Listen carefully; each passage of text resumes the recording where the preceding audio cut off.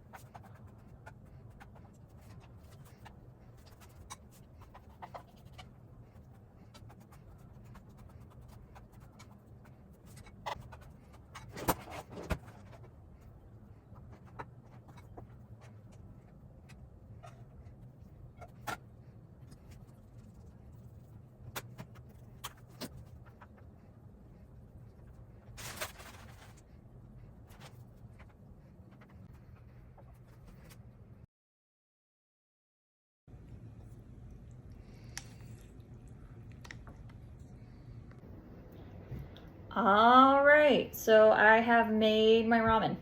I'm going to be honest, that was a lot more work than I normally put into making ramen. But I did add stuff in it. Like normally I don't add eggs and stuff like that. But also I suppose if you're making cup ramen, you're not normally, boiling a bunch of stuff or anything like that. But this was much more in depth than I was expecting for ramen. So I'm sure hoping it tastes a lot different. I mean, there's certainly a lot more in it than what I normally have in my ramen, since it's normally just like, all right, added some hot water. Do I feel like adding some cheese or something else at the very end? I'm hoping it's really good. I'm sadly almost out of all of my EatJen ramen, so that's a note to myself that I need to make sure to go buy some more of that. I'm going to transition then from the cooking with BTS to EatJen. Something else I do want to say about that cooking with BTS cookbook real quick. This is the first time I've actually spilt something in the book. I spilt some of the broth on it and I was like, oh no, my book! And I was able to quickly wipe it out, and the book looks like it has maintained, it doesn't have any of the issues that a lot of books, if you spill like liquid or something on it, it wiped away really good. So the the durability of the book is, I'll speak kindly for that on that. But now moving on to EatJen. So we're gonna go ahead and see if this ramen with the extra work of me staying at the stove and stuff like that is worth it. Just to me, normally I feel like if it's supposed to be an instant meal, I shouldn't be having to constantly do stuff.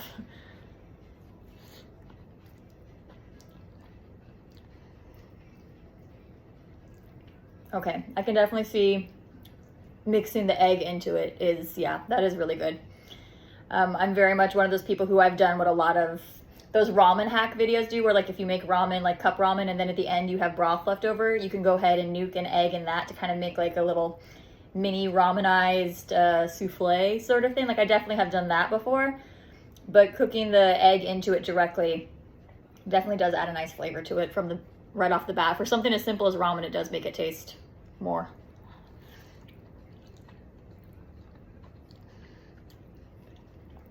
The book does note that if you want the broth to stay relatively light, to keep the yolk intact, and so it's more like a poached egg, and then you can, you know, break it at the end. When I cracked my egg into it, my egg stayed for the most part, because it tells you when you drop the egg in for those 2 minutes not to stir it or anything like that. But if you want your broth to be a little bit thicker and to have the taste be softened a little bit from the sauce, I guess, to go ahead and break the yolk. My yolk came in and it was doing fine. It was all staying in there, but near the end of the time, like part of the yolk sort of like mixed out. So it's weird. I have like a mix between the two of those where my broth is still very flavorful, but there's a little bit of thicker consistency to it, just a little bit, because part of the yolk broke away from it. I will say that they suggest adding the mushrooms like at the very end, at the same step I did the cheese, but because my mushrooms were mixed in, like I said, we had like, it was like a ham and mushroom kind of thing. I didn't want the ham to just be not too warm in there, so I did add mine a little bit earlier, and I feel like that actually was a really good choice because it did add, I have that nice ramen taste on my mushrooms then as well, which is good.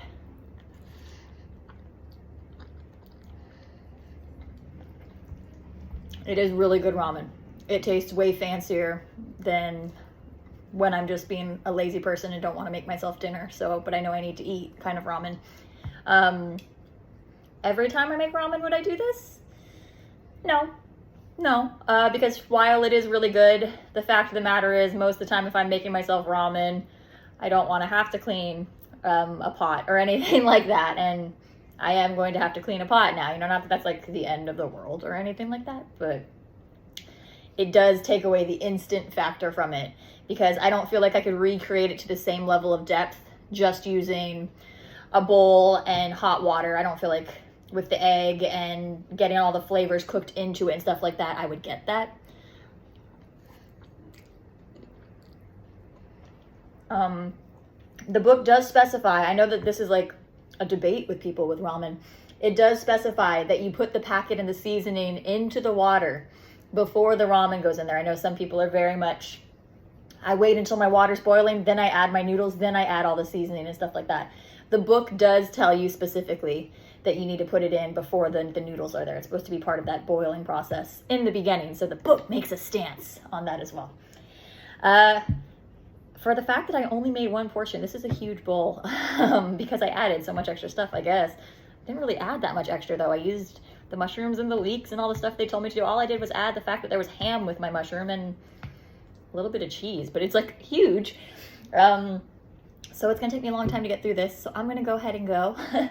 I hope you guys are all doing really well. Like I said, I'm going to try to make a video of my new collection space that's over there so you guys can see what I have done with it and things like that. To anyone who's been reaching out to me to kind of ask how I've been doing and stuff like that, thank you. That's really sweet of you guys.